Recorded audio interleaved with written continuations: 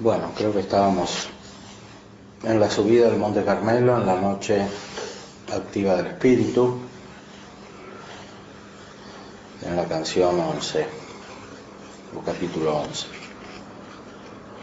El esquema fundamental es el de Dionisio, o sea que hay que purificarse de las imágenes y hay que purificarse de las ideas o de los conceptos, porque Dios es superior a las imágenes y a las ideas, no puede ser proporcionadamente alcanzado por estas, porque tiene un ser infinito, y el ser infinito no puede ser captado intelectualmente por un intelecto finito.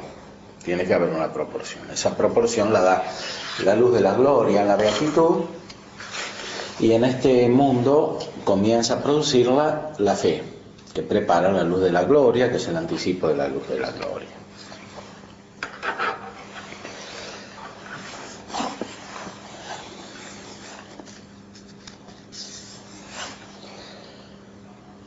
Esto es así de una manera natural, y es comprensible que no se pueda alcanzar a Dios de una manera natural por medio de las imágenes y de las ideas, pero más difícil de entender es por qué tampoco de manera sobrenatural se puede alcanzar a Dios.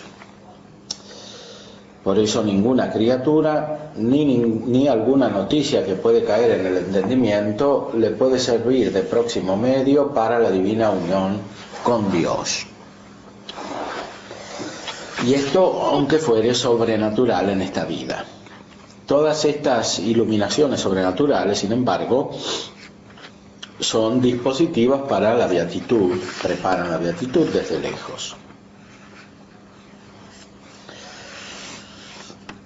La contemplación por la cual el entendimiento tiene más alta noticia de Dios llaman teología mística, que quiere decir sabiduría de Dios secreta, porque secreta el mismo entendimiento que la recibe. Y por eso la llama San Dionisio rayo de tiniebla. En la teología mística Dionisio habla de este rayo de tiniebla porque cuando la luz divina viene por la gracia de una manera instantánea, a veces parece un rayo que oscurece todo. A veces no es tan perceptible para el sujeto que la recibe porque va tomando conciencia progresivamente.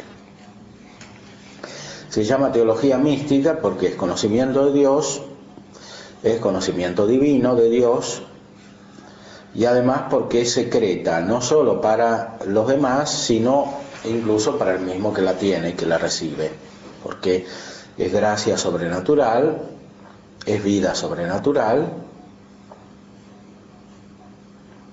Aquí ponía la comparación con el libro segundo de la Metafísica de Aristóteles, que dice que de la misma manera que los ojos del murciélago se han con el sol, el cual totalmente le hace tinieblas, así nuestro entendimiento sea a lo que es más luz en Dios, que totalmente nos es tiniebla. Y dice más, que cuanto las cosas de Dios son en sí más claras y más altas, son para nosotros más ignotas y oscuras. Lo cual también afirma el apóstol diciendo, lo que es alto de Dios es de los hombres menos sabido. Lo que es alto de Dios es de los hombres menos sabido.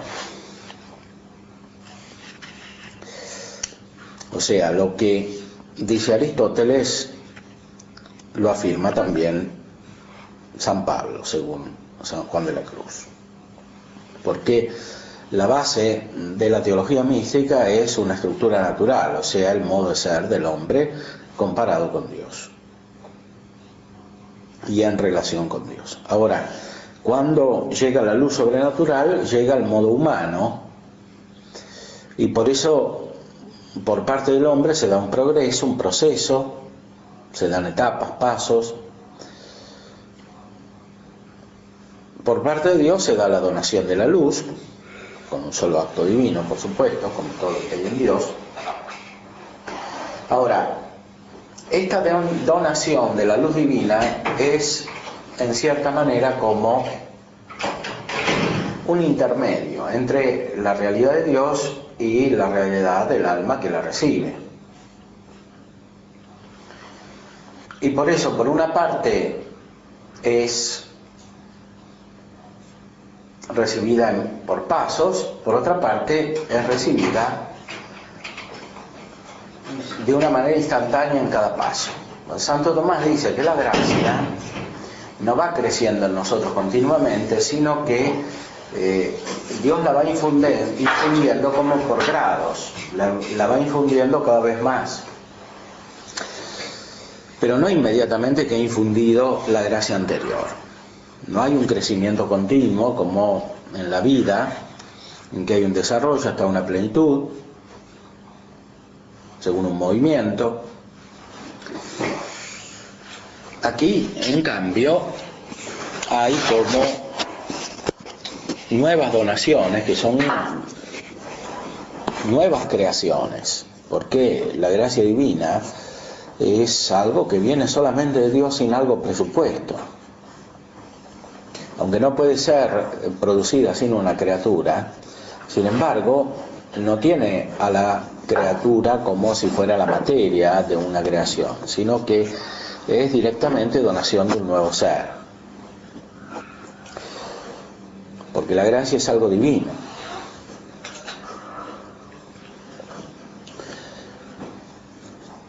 La gracia no es la forma de una materia.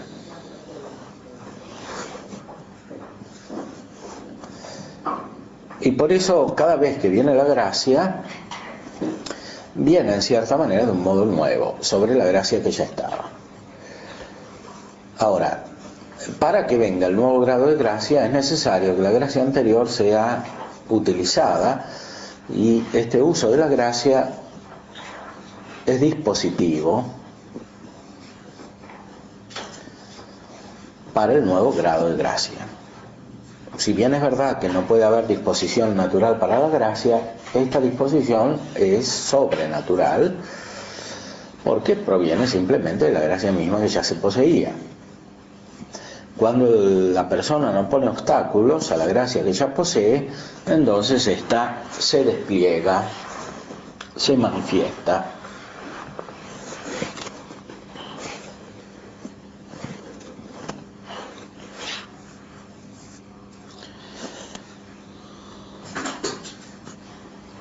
Y por eso dice Santo Tomás también que el Evangelio, que consiste principalmente en la gracia del Espíritu Santo, por un lado nos dispone a la gracia por medio de ciertos consejos y preceptos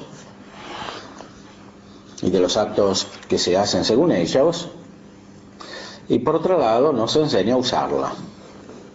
Nos dice cómo operar según la gracia. Y de esta manera preparar otra gracia. Según cuanto se afirma en el Evangelio de San Juan, que Dios dona gracia por gracia. Charis anti charitos, dice en griego. Como si fuera una gracia frente a otra gracia. Y así se va creciendo. Ahora, cuando el aumento de gracia se va haciendo más intenso, se va sintiendo, como dice Dionisio, desde el lado del sujeto, de la conciencia, o sea, del conocimiento que tiene de sí, el rayo de tiniebla.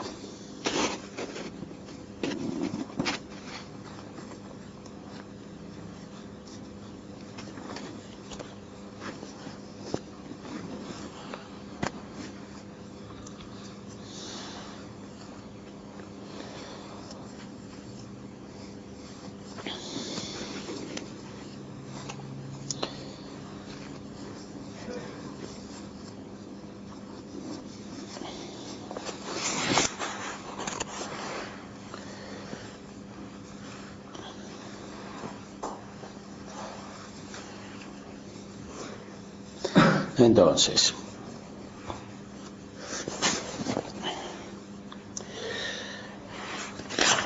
en San Juan de la Cruz se explica que cuando viene el rayo de tiniebla, viene la luz sobrenatural, juntamente se dan también otras disposiciones, así como la gracia dispone en sentido cronológico sucesivo, es decir, cuando ya se recibe, se va preparando una nueva gracia, así en sentido ontológico hay también disposiciones para la recepción de la gracia, para el ser de la gracia y después para el uso de la gracia.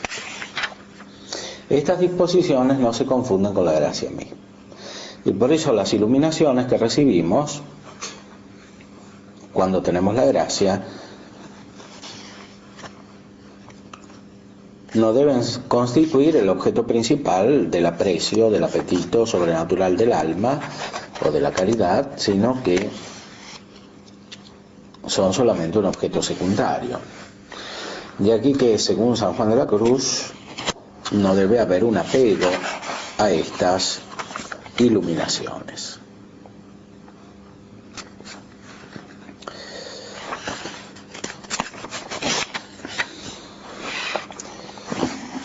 Dice en el capítulo 11, por tanto el alma nunca se ha de atrever a quererlas admitir, aunque como digo sean de Dios, porque si las quiere admitir hay 6 inconvenientes.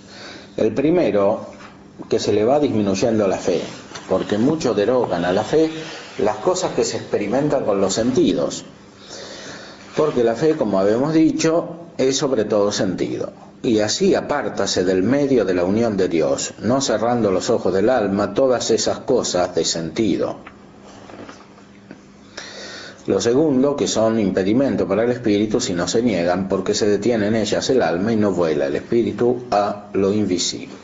Esto significa que cuando vamos siendo iluminados por Dios suceden muchas cosas en el intelecto y en el afecto, o en la voluntad unida a los afectos. No hay que apegarse a todo eso nuevo que va sucediendo, como queriéndose sentir bien por las luces que se van teniendo o por los afectos nuevos que se van suscitando, aunque sean buenos. Porque todos estos no son la vida sobrenatural que quiere Dios darnos, no son la misma gracia, sino que son preparaciones para la gracia.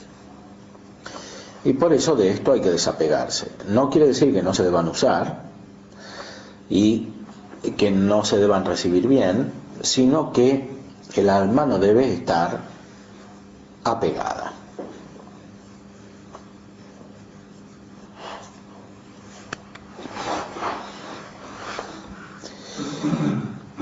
Por otra parte, en la contemplación misma no son el objeto divino, que solamente se alcanzará en la beatitud, cuando no tengamos ninguna forma intermediaria. Por esto, si alguien quiere quedarse en la experiencia de Dios, deteniéndose en los aspectos secundarios, se alejaría de Dios. La experiencia de Dios es algo bueno, pero en cuanto conduce a Dios, no en cuanto es un fin en sí mismo. De donde una de las causas, porque dijo el Señor a sus discípulos que les convenía que Él se fuese, para que viniese el Espíritu Santo, era esta. Así como tampoco dejó a María Magdalena que llegase a sus pies, después de resucitado, porque se fundase en fe. Lo tercero es que va el alma teniendo propiedad en las tales cosas y no camina la verdadera resignación y desnudez de espíritu.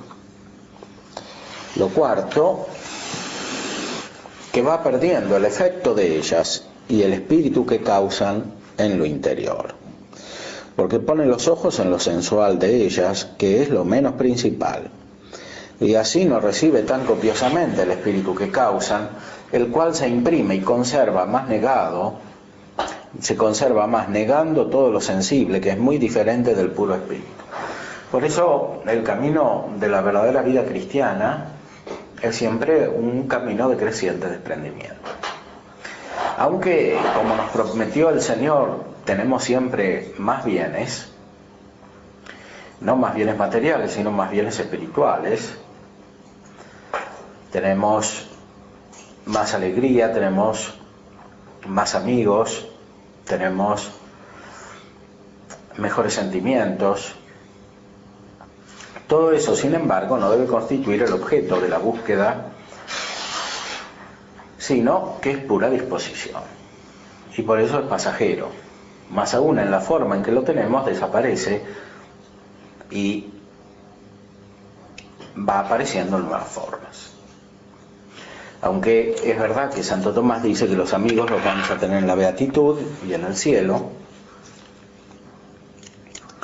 también es verdad que nosotros no conocemos del todo las personas hasta que no estamos espiritualizados, hasta que la inteligencia no está elevada perfectamente por la gracia y sobre todo hasta que no llegamos a la beatitud.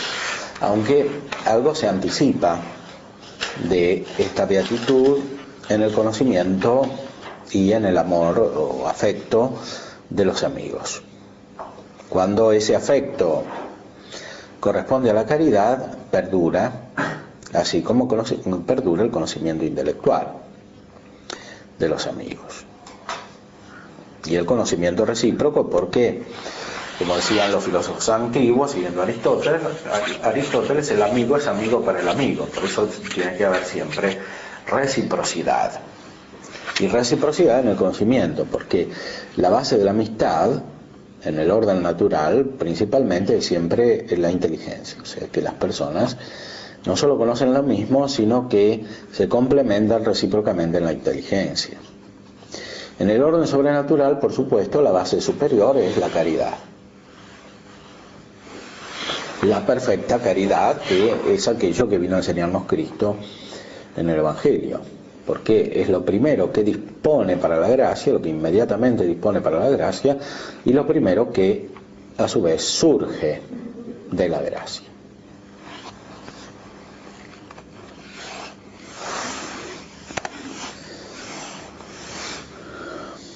Otro inconveniente de admitir las iluminaciones de la inteligencia es que va el alma teniendo propiedad en tales cosas y no camina a la verdadera resignación y desnudez de espíritu. Esta desnudez de espíritu es necesaria para desprenderse finalmente de esta vida, porque a Dios lo alcanzamos en la vida eterna, en la beatitud, y no en esta vida.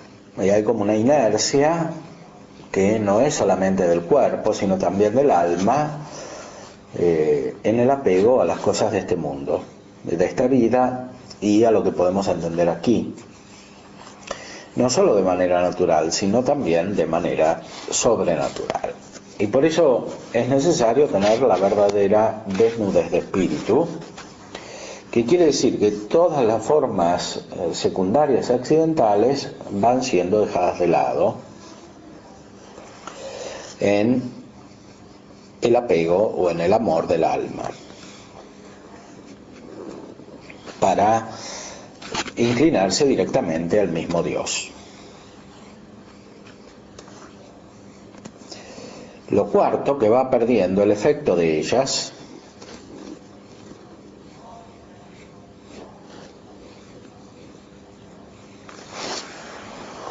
y el espíritu que causan en lo interior, porque pone los ojos en lo sensual de ellas, que es lo menos principal, y así no recibe tan copiosamente el espíritu que causan, el cual se imprime y conserva más, negando todo lo sensible, que es muy diferente del puro espíritu. Así como la verdadera amistad no es la amistad sensual, como decían los autores antiguos, por ejemplo Bolosio, Luis de Blois, que era un abad benedictino que trató de espiritualidad, hizo varias obras, y Dionisio Cartujano y otros. La amistad sensual no es lo mismo que la amistad espiritual. Espiritual en el sentido de racional y espiritual en el sentido de sobrenatural.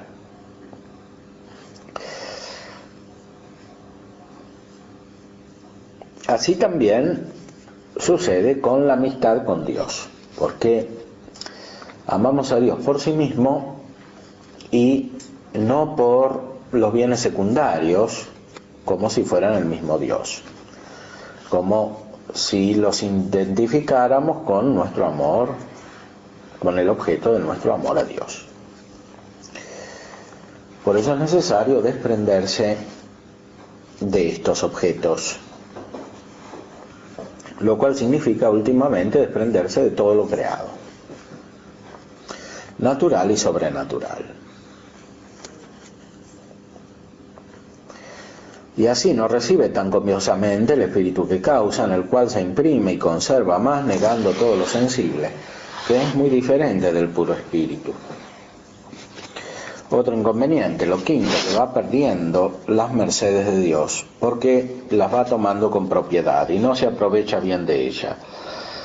Y tomándolas con propiedad y no aprovechándose de ellas es quererlas tomar, porque no se las da Dios para que el alma las quiera tomar, pues que nunca se ha de determinar el alma a creer que son de Dios.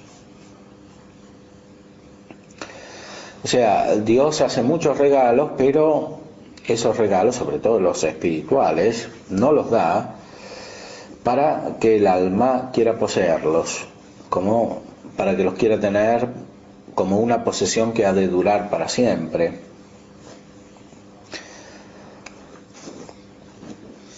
Más aún, dice San Juan de la Cruz, no los da para que el alma en absoluto los quiera tomar, sino para que produzcan un efecto que es el que él va preparando, que es la donación de la gracia, absolutamente sobrenatural. Y por eso cuando uno quiere poseer los bienes que Dios le da, Dios se los quita. Ya lo dice el Evangelio, lo poco te será quitado, o le será quitado a aquel que no es fiel en lo poco. Porque Dios no lo da como para que uno lo posea. Esto sucede ya con los bienes materiales, como describe el mismo Evangelio y como se ve en la experiencia de la vida cristiana. Y sucede también con los bienes sobrenaturales. No se dan para poseerlos como algo definitivo.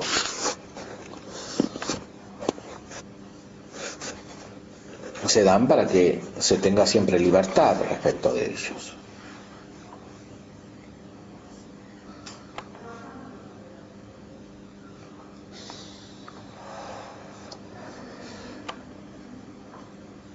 Lo sexto es que en quererlas admitir abre la puerta al demonio para que la engañe en otras semejantes, las cuales sabe él muy bien disimular y disfrazar de manera que parezcan a las buenas. Pues puede, como dice el apóstol, transfigurarse en ángel de luz, de lo cual trataremos después, mediante el favor divino, en el libro segundo, en el capítulo de la gula espiritual. O sea, cuando el alma se quiere apropiar de los bienes de Dios, con ocasión de ese apetito desordenado, el demonio inventa algunas ilustraciones semejantes a las que hace Dios, pero de una manera sensual, para engañar al alma. Y lo mismo hace con los afectos. Inventa ciertos afectos a través de las potencias sensitivas y especialmente de sus órganos corporales para que el alma se confunda.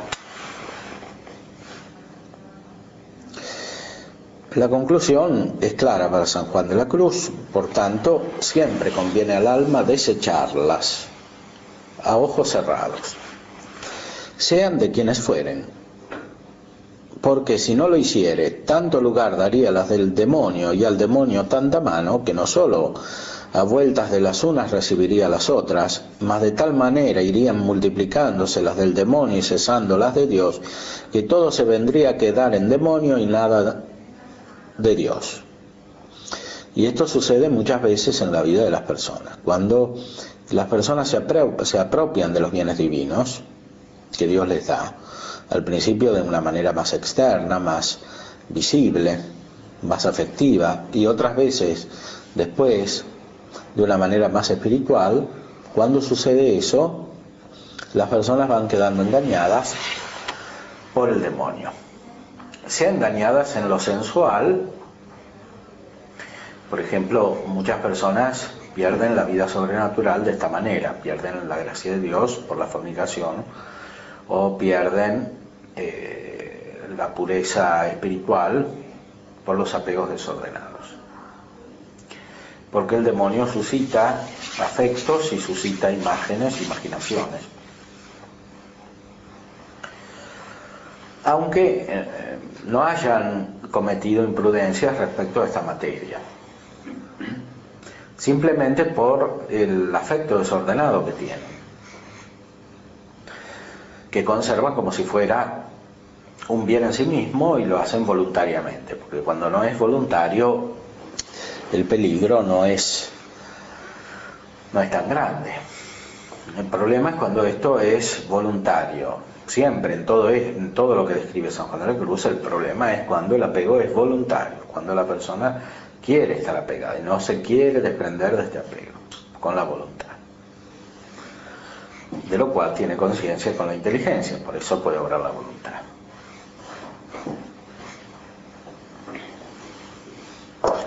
Y después sucede lo mismo en el orden espiritual. De esta manera van surgiendo los males que afectan a los cristianos y a la vida de la Iglesia. Porque los que van recibiendo los dones, incluso los más espirituales, se apegan a ellos como si fueran el fin de la propia vida y no a Dios. Tienen verdadero amor a Dios cuando se van desapegando de los mismos dones que Dios les va dando.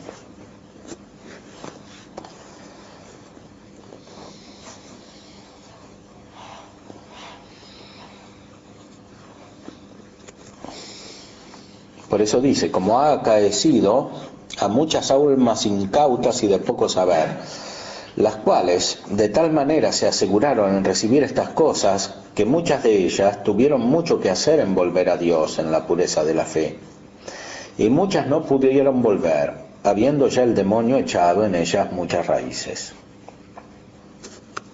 Esto para San Juan de la Cruz sucede en los principiantes y sucede también en los aprovechados, porque aquí está hablando de los que van adelante en la vida espiritual, no solamente de los que están al principio. Dice que él vio por experiencia que muchas personas tuvieron mucho trabajo en volver a la verdadera vida espiritual. Y en otros lugares dice que algunos no vuelven nunca. Y se vuelven cada vez peores. Y estos son los que más daño hacen a la Iglesia, porque fueron más iluminados, pero a su vez son los más engañados por el demonio. Por eso es necesario tener tanto desapego. Y cuando alguien por culpa suya propia fue engañado por el demonio, tiene que hacer penitencia. Porque la penitencia implica la actitud voluntaria opuesta al apego por el cual fue engañado.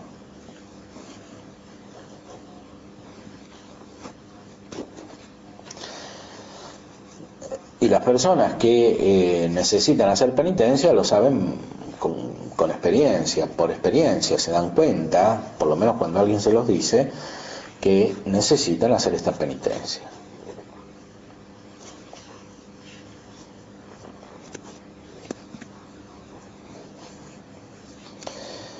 De aquí la actitud práctica que San Juan de la Cruz recomienda. Por eso es bueno cerrarse en ellas y negarlas todas, porque en las malas se quitan los errores del demonio y en las buenas el impedimento de la fe, y coge el espíritu el fruto de ellas.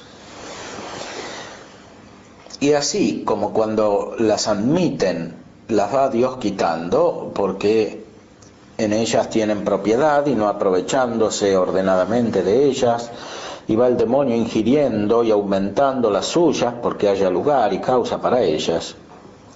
Así cuando el alma está resignada y contraria a ellas, el demonio va cesando de que ve que no hace daño, y Dios por el contrario va aumentando y aventajando las mercedes en aquella alma humilde y desapropiada, haciéndola sobre lo mucho, como el siervo que fue fiel en lo poco.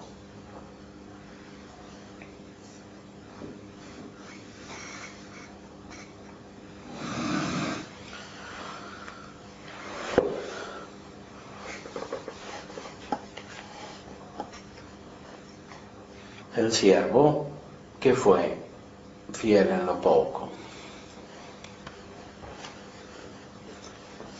Ese, como era humilde, fue recibiendo cada vez más dones de Dios.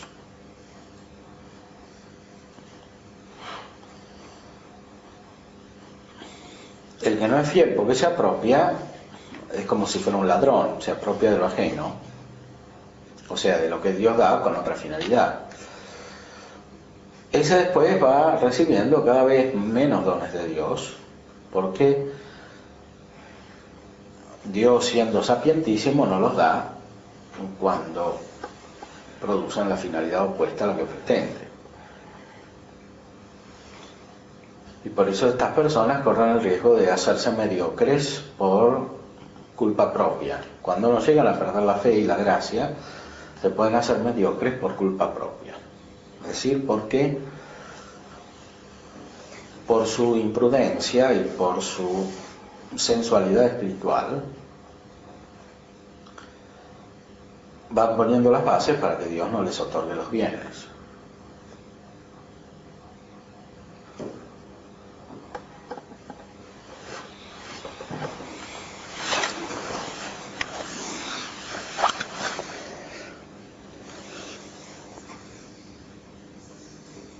En las cuales mercedes, si todavía el alma fuere fiel y retirada, no parará el Señor, hasta subirla de grado en grado hasta la divina unión y transformación, porque nuestro Señor de tal manera va probando al alma y levantándola, que primero la da cosas muy exteriores y bajas según el sentido, conforme a su poca capacidad, para que habiéndose ella como debe, tomando aquellos primeros bocados con sobriedad para fuerza y substancia, la lleve a más y mejor manjar, de manera que, si venciere al demonio en lo primero, pasará a lo segundo, y si también en lo segundo, pasará a lo tercero, y de ahí adelante todas las 7 mansiones, hasta meterla el esposo en la celda binaria de su perfecta caridad, que son los 7 grados de amor.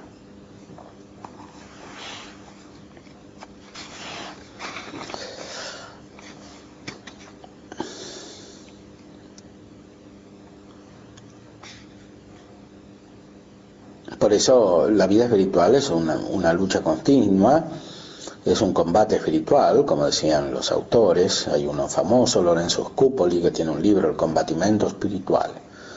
Es un combate espiritual permanente contra uno mismo, en el sentido de que tiene que ir desapegándose de los afectos desordenados. No es contra uno mismo en el sentido personal, ni contra la verdadera amistad con los demás, porque, como dice Santo Tomás, la caridad es amistad. Y el fin de todo lo que hacemos en esta vida es tener la caridad perfecta, que por otra parte es el fin especial de la vida religiosa. Santo Tomás también explica que el fin de la vida religiosa es la perfecta caridad. Y el documento del Concilio Vaticano II, que se inspira en Santo Tomás, también se llama, el que trata de los religiosos, perfecta caridad.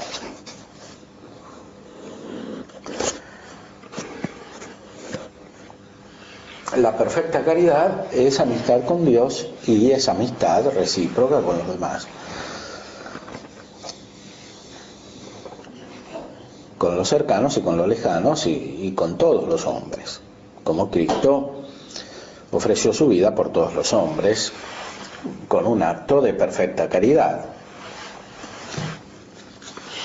Ahora, esto no anula las dimensiones afectivas de la personalidad, sino que las perfecciona y las hace divinas. Y el desprendimiento hace que se crezca en ese proceso.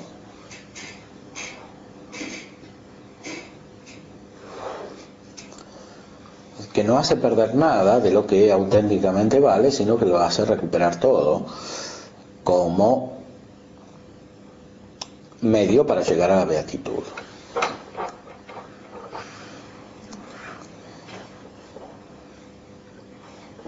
Por eso el camino entero de la vida es un camino de espiritualización, y en la vida eterna, dice San Tomás, se recogen los frutos. En la beatitud no solo está el premio esencial, sino que hay premios accidentales y también están los frutos. Los frutos corresponden al sentimiento que tendremos de nosotros mismos. Mientras que en esta vida no nos sentimos bien, porque nos conocemos con nuestras imperfecciones y pecados, en la vida eterna, conociéndonos a nosotros mismos, nos sentiremos bien. Y explica Santo Tomás que estos frutos corresponden especialmente a la castidad o a la continencia, en las diversas formas. Porque de esta manera el alma se espiritualiza.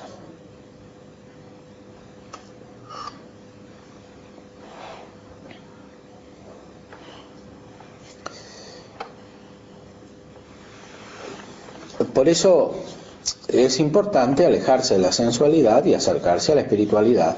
Y eso es lo que va describiendo aquí San Juan de la Cruz.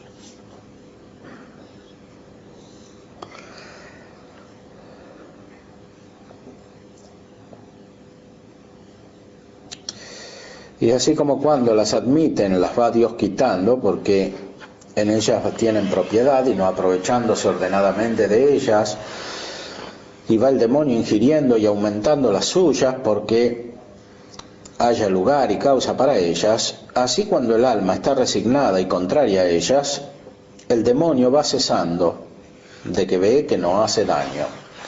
Y Dios, por el contrario, va aumentando y aventajando las mercedes en aquella alma humilde y desapropiada. O sea, el demonio va influyendo cada vez menos. Y el alma va tomando contacto directo con Dios cada vez más. En las cuales mercedes, si todavía el alma fuere fiel y retirada, no parará el Señor hasta subirla de grado en grado hasta la divina unión y transformación. Porque nuestro Señor de tal manera va probando al alma y levantándola, que primero la da cosas muy exteriores y bajas, según el sentido, conforme a su propia capacidad. Por eso los principiantes tienen más sentimientos. Y es bueno que los tengan al principio. Lo que no es bueno es que se vayan apropiando de esos sentimientos o de las imágenes buenas que tienen, que están causadas por el crecimiento de la gracia. Para que, habiéndose ella como debe tomando aquellos primeros bocados con sobriedad, para fuerza y sustancia, la lleve a más y mejor manjar. De manera que si venciere al demonio en lo primero, pasará a lo segundo. Y si también en lo segundo, pasará a lo tercero. Y de ahí adelante todas las 7 mansiones. Hasta meterla el esposo en la celda binaria de su perfecta caridad. Aquí aparece nuevamente la perfecta caridad, que es el perfecto amor. El fin de toda la vida cristiana, que se hace como un fin propio en la vida religiosa, aunque en realidad corresponde a toda la vida cristiana. En la vida religiosa se busca la perfecta caridad por medio de la profesión estable de los consejos evangélicos.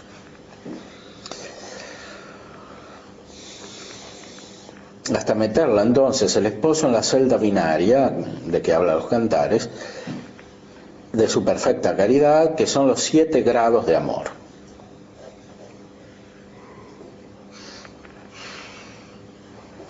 Hay varios autores que clasifican las etapas de la vida espiritual y sobre todo del crecimiento en el amor, aunque estas clasificaciones nunca pueden ser exhaustivas y siempre se puede dar un motivo distinto para la clasificación, porque desde el orden natural no podemos conocer perfectamente el sobrenatural.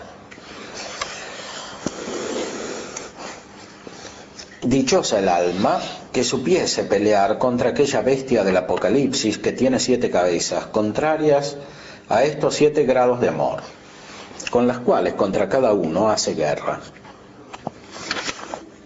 Y con cada una pelea con el alma en cada una de estas mansiones en que ella está ejercitando y ganando cada grado de amor de Dios.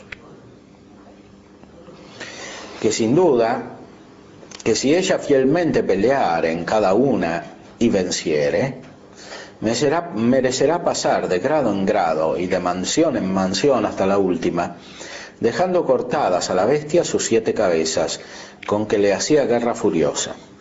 Tanto que dice allí San Juan, que le fue dado que pelease contra los santos y los pudiese vencer en cada uno de estos grados de amor, poniendo contra cada uno armas y municiones bastantes. O sea, el demonio, y Santo Tomás también lo explica, siguiendo a los padres de la Iglesia, cuanto más santa es la persona, tanto más trata de hacerla caer. Solo que cuanto más santa es la persona, también tiene más posibilidades de vencer al demonio. Y así es mucho de doler que muchos, entrando en esta batalla espiritual contra la bestia, aún no sepan para cortarle la primera cabeza, negando las cosas sensuales del mundo. Algunos ya se pierden en la primera etapa, que es contra la sensualidad. Y ya que algunos acaban consigo y se la cortan, no se la cortan la segunda, que es las visiones del sentido de que vamos hablando.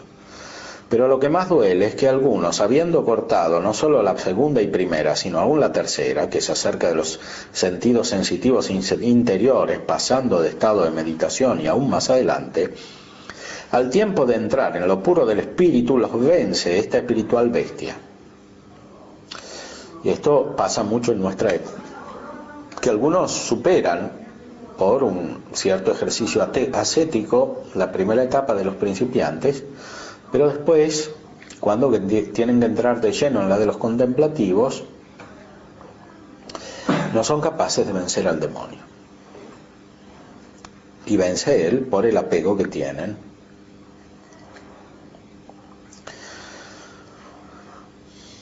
a los bienes que no son divinos, incluso a los bienes espirituales.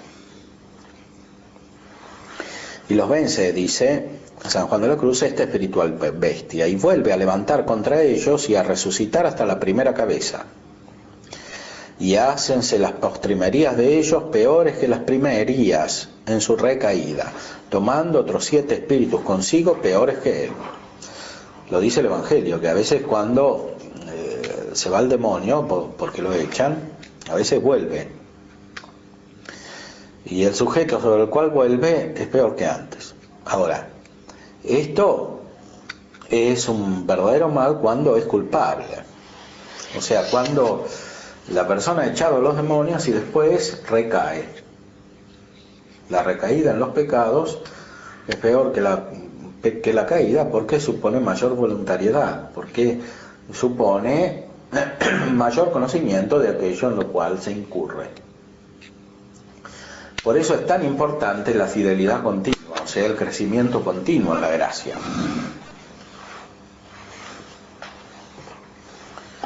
No solo para llegar al estado de principiantes, porque algunos ni siquiera están en el estado de principiantes, porque van y vuelven de la gracia, sino que cuando se tiene la gracia, es tan importante perseverar en el crecimiento. Ahora, el crecimiento significa que se usa la gracia de Dios, se hacen los actos que surgen del impulso de la gracia de Dios, de una manera cada vez más espiritual y no cerrándose sobre sí mismo, no poseyendo los bienes que Dios da para crecer como si fueran ya definitivos, de manera tal que se puede recibir un grado superior de gracia, que es lo que se impide, en cambio, cuando la persona se apropia de los bienes espirituales y de esta manera no crece más, se va centrando cada vez sobre sí misma, se confunde más y es fácil presa del demonio, que la desespera y le hace perder o la energía espiritual o la misma gracia de Dios.